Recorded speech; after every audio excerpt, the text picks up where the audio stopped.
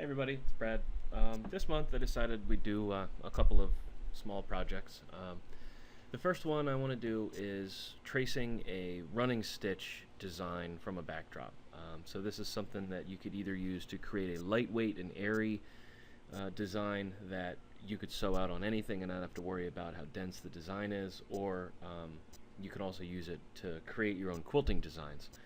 I'm just going to do a pretty simple image, but really use the same process for any image, and you can create cool looking outlines, and it's not really that hard. So first thing you're going to do is click on create a new design. So I'm going to left click there. Now I've provided this image of a pumpkin that we're going to be tracing on your CD for this month, and so the way you get the image up in the screen here is you hit the backdrop tool button, which looks like this little landscape with some mountains and trees and such, and you left click on that, and you're going to navigate to wherever your CD is. So yours would be hit this little triangle and then go to wherever your CD drive is.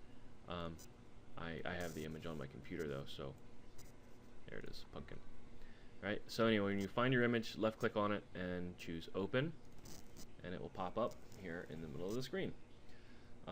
So this is our image. It's a backdrop, which means we can't click on it and move it around. Once I turn off the backdrop tool, this image will stay right where I put it. But I actually want to change its size, so I do want to just change it back to inches here. So I do want to have the backdrop tool selected so I can see my boxes around it. If you're looking at your design and you don't see the boxes around it like this, just go ahead and left click back on your backdrop tool again, and they will show right back up. So I want to set my width to 4. I want this to be a roughly 4x4 design. So I'm going to type in a number 4 in the width here, and then left click on apply. And you can see my image resizes itself accordingly. So I am going to now begin my tracing.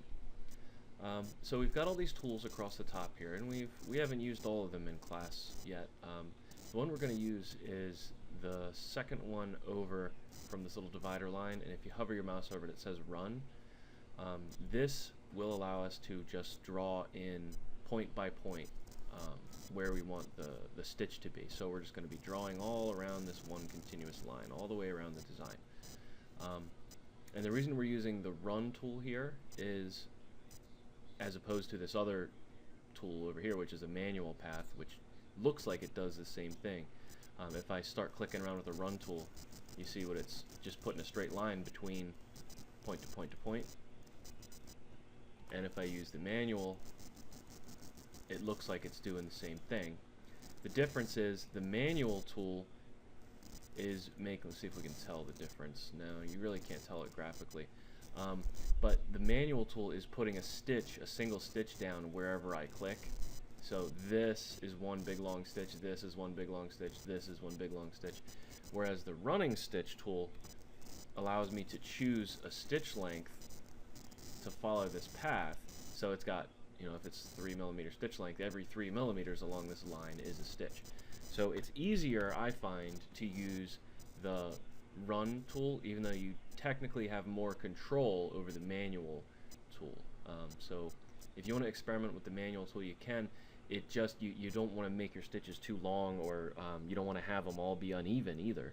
So it really is easier to just use this run tool. Anyway, so we left click on the run tool, and we're going to start following this line. So you just left click where you want the point to be, and then you see a little line kind of follows my cursor around, and that line represents where the stitches are going to go from point to point. So I'm just simply left clicking each little area, and it does take a degree of fine motor control here to do this. So if you have to go slower than I am, don't feel bad. I have done this a lot. So what I'm doing is literally just left clicking wherever I want the running stitch to go, as if I were doing it kind of free motion. And I'm just left clicking and left clicking. Okay, and now so here I get to a point where I have kind of a dilemma. Do I go this way? Do I go this way?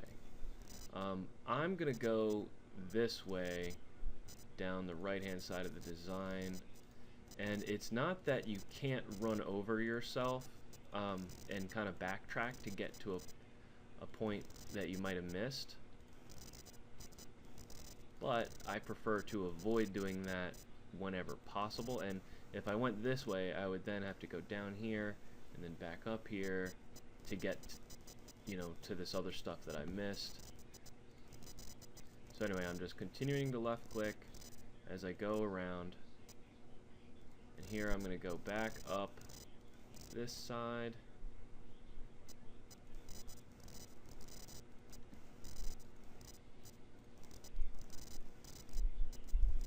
I'm just clicking away here.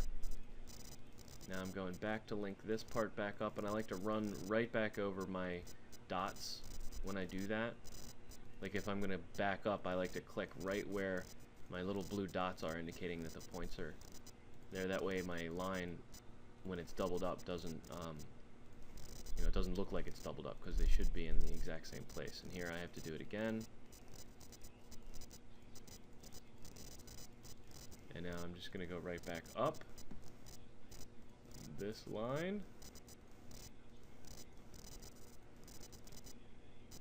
And I'm not gonna connect these right now, because I'm gonna do that when I go all the way around the stem. So I'm just gonna ignore that part. Come down this second to last pumpkin line. Oh, by the way, I forgot to mention this. Probably would have been more useful earlier when we started doing this, but if you hold down your control key while you're clicking, it'll actually curve your line slightly for you. It can be tricky to get that to work exactly right. And by the way, when you mess up, all you have to do is backspace. Backspace gets you back. So like if I click out here on accident, I can just hit, I'm hitting the backspace on my keyboard, and it takes me back 1 point. There, and I'm just gonna link back up. And I'm just tracing along. And we're gonna get right to this last part here. I'm gonna come up. Oop, I'm getting a little far away from my line there. I'm gonna come up, bring this over. I probably could have pathed this a little bit better. I'm actually really not very good at pathing. You guys are probably better than I am, really, because it's kind of a skill that you get when you're doing quilting. Well, any of you who are quilters anyway will be better than me. When you're doing free motion quilting, you kind of like, you know, have to know how to path correctly so that your stitches don't look silly. But now we're going back down here, and I'm just going to link it up so that everywhere that there's a line underneath, I've got a line, or you know, the dots I can see on top of them.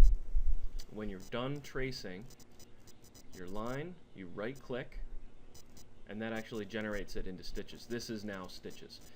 It's hard to see because the lines are right on top of the image. So I'm going to move my pumpkin over a little bit so we can see it. So here's my pumpkin. I'll put it in 3D so we can see it a little bit better. So there it is. It's a Lineart pumpkin.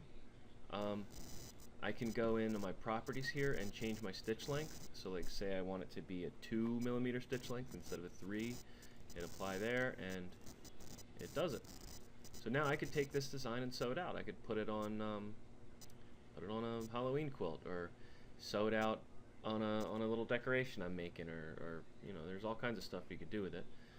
But you can use the same process to trace outlines out of any background type image.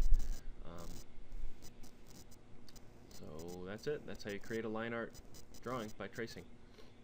Let's see, if we want to save it, we go to File, Save As.